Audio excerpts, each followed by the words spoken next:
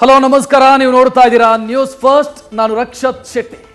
ಭಾರೀ ಮಳೆಯಿಂದ ಸೃಷ್ಟಿಯಾಗಿರುವಂತಹ ಅವಾಂತರಗಳಿಂದಾಗಿ ದೇವರ ನಾಡು ಕೇರಳ ಅಕ್ಷರಶಃ ತತ್ತರಿಸಿ ಹೋಗಿದೆ. ಕೇರಳದ ಕಂಪ್ಲೀಟ್ ಡೀಟೇಲ್ ಅನ್ನು ನಿಮ್ಮ ಮುಂದೆ ಇಡುವಂತ ಪ್ರಯತ್ನ ನಾನು ಮಾಡ್ತಾ ಹೋಗ್ತೀನಿ. ಆದರೆ ಅದಕ್ಕಿಂತ ಮೊದಲು ಈ ಕ್ಷಣದ ಹೆಡ್ಲೈನ್ಸ್. ಕೇರಳದ ವಯನಾಡಲ್ಲಿ ಸರಣಿ ಭೂಕುಸಿತ, ಮೆಪ್ಪಾಡಿ ಬಳಿ ದುರಂತದಲ್ಲಿ ಮಕ್ಕಳು ಸೇರಿ 55ಕ್ಕೂ ಹೆಚ್ಚು ಜನ ಸಾವು, 250ಕ್ಕೂ ಹೆಚ್ಚು ಮಂದಿಯ ರಕ್ಷಣೆ.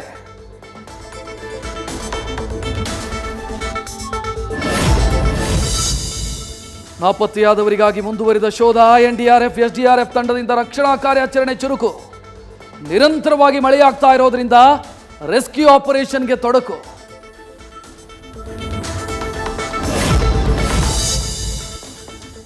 ಭೀಕರ ಭೂಕುಸಿತದಿಂದ ಬೀದಿಗೆ ಬಂದ 400 ಕುಟುಂಬಗಳು. ವಯನಾಡು ಸುತ್ತಲಿನ ಭಾಗಗಳಿಗೆ ಅಲರ್ಟ್ ಘೋಷಿಸಿದ ಸಿಎಂ ಪಿಣರಾಯಿ ವಿಜಯನ್. ಘಟನೆಯ ಕ್ಷಣ ಕ್ಷಣದ ಮಾಹಿತಿ ಪಡಿತಾ ಇರೋ ಸಿಎಂ.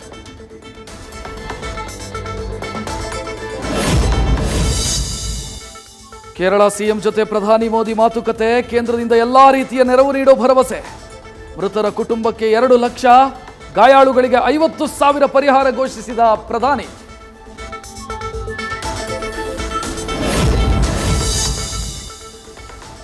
ಕೇರಳದಾದ್ಯಂತ ಎಡೆಬಿಡದೆ ಸುರಿತಾ ಇದೆ ಮಳೆ. ರೈಲ್ವೆ ಟ್ರ್ಯಾಕ್ ಮೇಲೆ ನೀರು ನಿಂತು ರೈಲು ಸಂಚಾರ ಸ್ಥಗಿತ. ಕಣ್ಣೂರಿನಲ್ಲಿ ಬ್ರಿಡ್ಜ್ ಮೇಲೆ ಬಿದ್ದ ಮರಗಳು.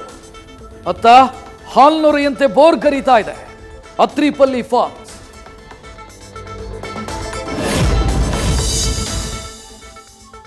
ಹಾಸನದಲ್ಲೂ ಮಳೆಯ ಅಬ್ಬರ. ಸಕಲೇಶ್ಪುರ ಬಳಿ ಭೂಕುಸಿತ, 200 ಮೀಟರ್ಗೂ ಹೆಚ್ಚು ದೂರ ಕೊಚ್ಚಿ ಹೋಯಿತು ರಸ್ತೆ. ಹಲವು ಗ್ರಾಮಗಳ ಸಂಪರ್ಕ ಕಡಿತ.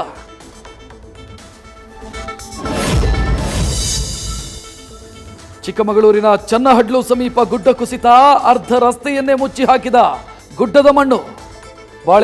ಬಾಳೆಹೊನ್ನೂರು ರಸ್ತೆಯಲ್ಲಿ ಸಂಚಾರ ಅಸ್ತವ್ಯಸ್ತ.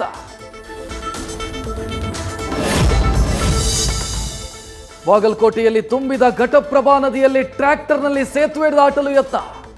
ಹೊರಬಾರಲಾರದೆ ಸಿಕ್ಕಾಕೊಂಡು ಯುವಕರ ಒದ್ದಾಟ. ಟ್ರ್ಯಾಕ್ಟರ್ ಮೇಲೆ ಕೂತು ಜೀವ ಉಳಿಸಿಕೊಳ್ಳಲು ಹೋರಾಟ.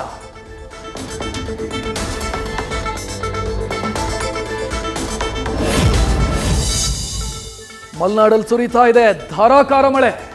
ಹೊಸನಗರದ ನಿಟ್ಟೂರು, ನಾಗೋಡಿ, ಮತ್ತಿಮನೆ ಭಾಗದಲ್ಲಿ ವರುಣನ ಅಬ್ಬರ.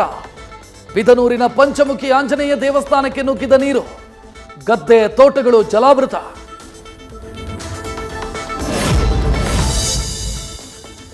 ಭಾರೀ ಗಾಳಿ ಮಳೆಗೆ ಧರೆಗುರುಳಿದ ಬೃಹತ್ ಮರ. ಚಾರ್ಮಾಡಿ ಘಾಟ್ನಲ್ಲಿ ವಾಹನ ಸಂಚಾರ ಬಂದ್. ಚಿಕ್ಕಮಗಳೂರು ಮಂಗಳೂರು ಸಂಪರ್ಕ ಕಟ್. ಕೊಟ್ಟಿಗೆಹಾರ ರಸ್ತೆಯಲ್ಲಿ ಫುಲ್ ಟ್ರಾಫಿಕ್ ಜಾಮ್. ಬಸವೇಶ್ವರ ದೇವರಿಗೆ ಕೃಷ್ಣಾ ನದಿ ಜಲದಿಗ್ಬಂಧನ. ದೇವದುರ್ಗ ತಾಲೂಕಿನ ಕೊಪ್ಪರ ದೇವಸ್ಥಾನ ಮುಳುಗಡೆ. ಹರಿವ ನೀರಲ್ಲೇ ಬಸವೇಶ್ವರನ ದರ್ಶನ ಪಡೆದ ಭಕ್ತರು.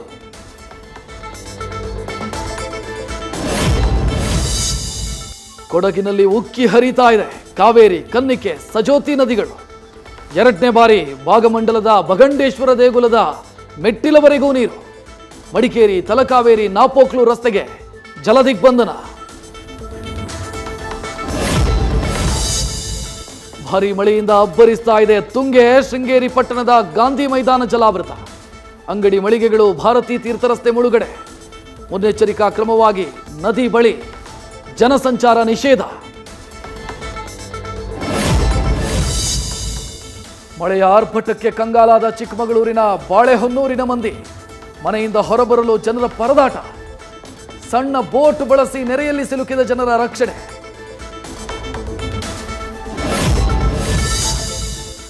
ಭಾರೀ ಮಳೆಯಿಂದ ಮೈದುಂಬಿ ಹರಿದ ಕೃಷ್ಣಾ ನದಿ. ಡ್ರೋನ್ ಕ್ಯಾಮೆರಾದಲ್ಲಿ ಸೆರೆಯಾಯಿತು ವಿಹಂಗಮ ನೋಟ. ಹೂವಿನ ಹಡಗಿ ಸೇತುವೆ ಮುಳುಗಡೆ. ದೇವದುರ್ಗ, ಕಲಬುರಗಿ, ಯಾದಗಿರಿ ಸಂಪರ್ಕ ಕಡಿತ.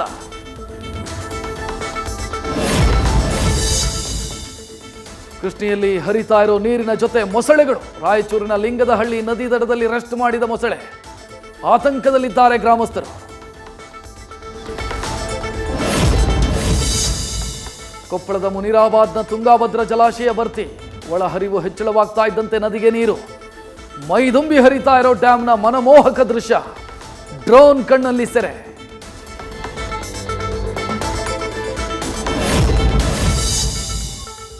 ಭರ್ತಿಯಾಗ್ತಾ ಇದೆ ಭದ್ರಾ ಜಲಾಶಯ. ಶಿವಮೊಗ್ಗದ ಭದ್ರಾ ಡ್ಯಾಂನಿಂದ ಹೆಚ್ಚುವರಿ ನೀರು ಬಿಡುಗಡೆ. ನದಿ ಪಾತ್ರದ ಜನ ಸುರಕ್ಷಿತ ಸ್ಥಳಕ್ಕೆ ತೆರಳುವಂತೆ ಸೂಚನೆ.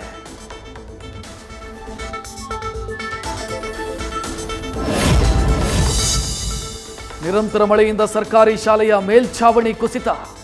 ಬೆಳಗಾವಿಯ ನಾವಲಗಟ್ಟಿ ಗ್ರಾಮದಲ್ಲಿ ಶಾಲೆ ಕಟ್ಟೆಯ ಮೇಲೆಯೇ ಮಕ್ಕಳಿಗೆ ಪಾಠ. ಅವಾಂತರಗಳಾಗ್ತಾ ಇದ್ರು. ತಲೆ ಕೆಡಿಸಿಕೊಳ್ಳದ ಶಿಕ್ಷಣ ಇಲಾಖೆ ಅಧಿಕಾರಿಗಳು, ಜನಪ್ರತಿನಿಧಿಗಳು.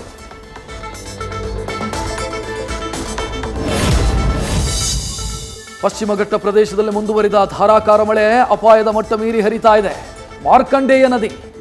ರುದ್ರ ರಮಣೀಯ ರೂಪ ತಾಳಿದ ಗೋಕಾಕ್ನ ಗೊಡಚಿನಮಲ್ಕಿ ಜಲಪಾತ.